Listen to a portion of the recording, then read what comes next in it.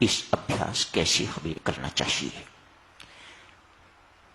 गीताचार्य भगवान श्री कृष्ण कहते हैं, आसन आपका किस प्रकार का होना चाहिए। सब कुछ समझाया हुआ है भगवान श्री ने, कुछ छुपा के नहीं रखा साधक से, सब कुछ समझाया है। कहते हैं नीचे भाई कुश का आसन बिछाओ, मानो एक चटाई बिछा लो। उन्होंने तो बहुत आदर्श बातें करी हुई हैं, लेकिन हम अपनी सुविधा के अनुसार, अपनी आवश्यकता के अनुसार थोड़ा थोड़ा मॉडिफाई कर लेते हैं। सबसे नीचे एक चटाई बिछाइएगा, उसके ऊपर भगवान ने लिखा है चरम किसका, हिरण का, उसकी खाल उसकी छाल बिछाइएगा। हर एक के पास ये उपलब्ध नहीं, हर एक कहां से लाएगा, हर एक के लिए संभव नहीं है।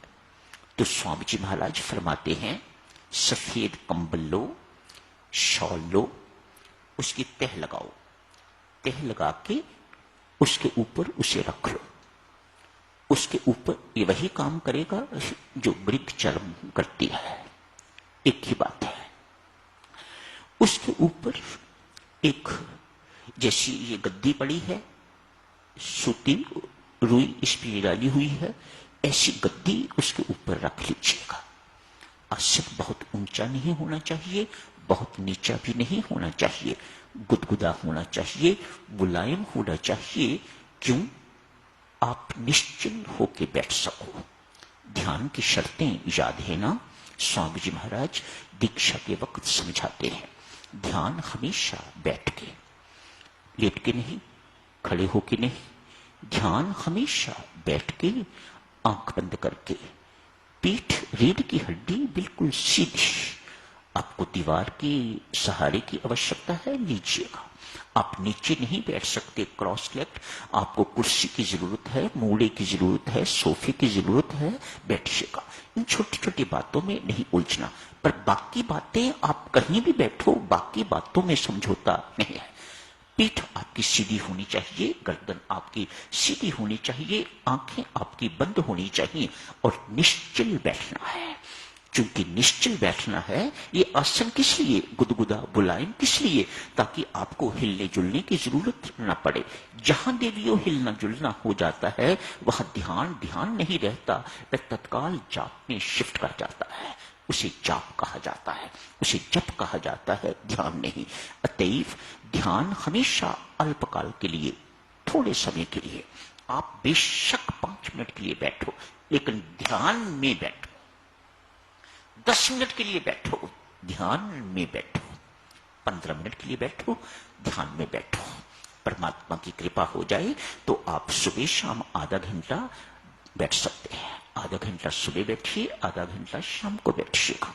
और अधिक परमात्मा की कृपा हो गई तो आप समाधिस्थ हो सकते हैं, आप समाधि में प्रवेश कर सकते हैं। पर फिर वहां पर अवधि नहीं रहा करती, वहां समय नहीं रहा करता, वह समय नहीं बनता। वहां पर आधे घंटे के लिए ही बैठना है।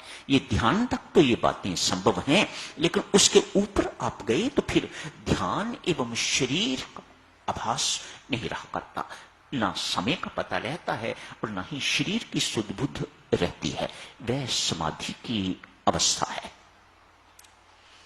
ऐसे साधक जनों उस आसन पर बैठ के स्वामी जी महाराज कल समझा रहे थे, परमेश्वर को अपने अंग संग मान के, प्रणाम करके, उनके आशीर्वाद लेके, सीधे होके बैठ के, आंख बंद करके भ्रू मध्य स्थान पर, स्पेस बिटवीन 2 आईब्रोज, भगवान शिव का तीसरा नेत्र, आपका तीसरा नेत्र भी यही है। आंख बंद करके इस स्थान को देखना है। स्वामी जी महाराज ये नहीं कहते ज्योति को देखिए, किसी रूप को देखिए, बिल्कुल नहीं। स्वामी जी महाराज उस वक्त इतना ही कहते हैं, आप इस स्थान को देखिएगा। स्थान का अर्थ ये नहीं है कि यही सब कुछ आपको कुछ दिखेगा, नहीं। सब कुछ देवियों सज्जनों इसके पीछे है। ये एक संकेत है, ये एक बाह्य चित्त है। बाहरी चीज अंदर आप सीधे देख नहीं सकते। कैसे देखना होगा? Focus your gauge, concentrate your mind.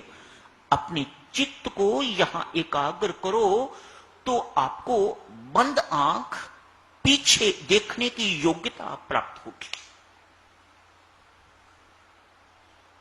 यहां एकाग्र चित्त होजिएगा।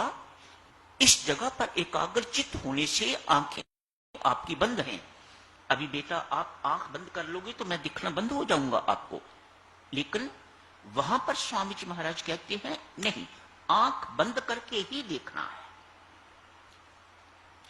भगवान शिव की आंखें देखो, बंद नहीं होती, बंद नहीं करते, अर्धमीलित आंखें।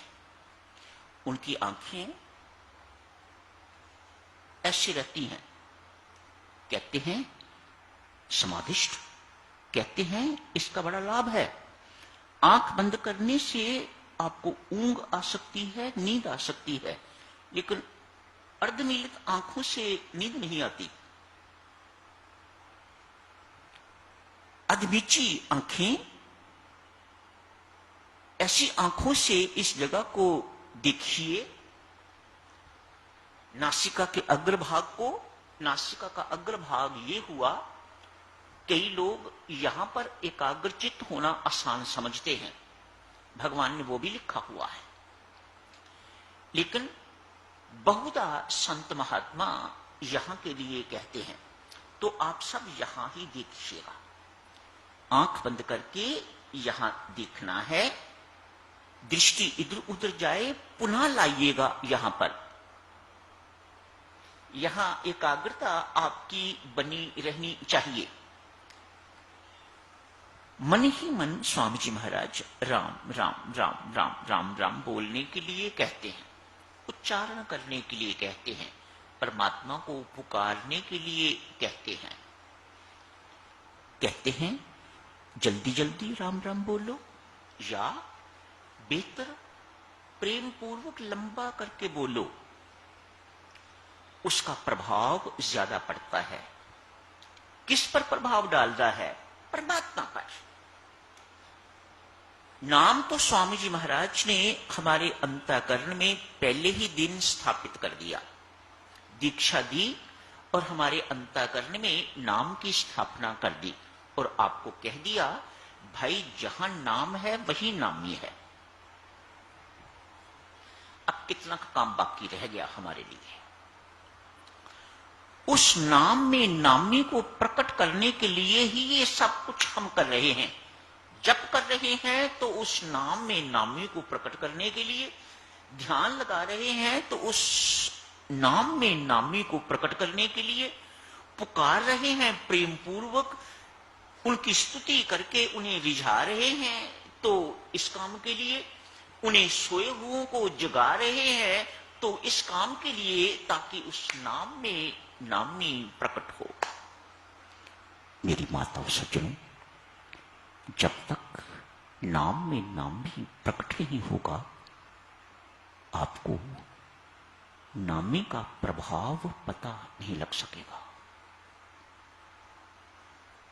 शिकायत होती है ना, भीतर विराजमान परमात्मा और वहीं सारे के सारे विकार बैठे हुए हैं, क्या कर रहा है? मानो प्रकाश और अंधकार दोनों साथ साथ, ये कैसे हो सकता है? लेकिन है। क्यों? आपने उस प्रकाश को अभी तक व्यक्त नहीं किया, उस पर पर्दा डाल के रखा हुआ है।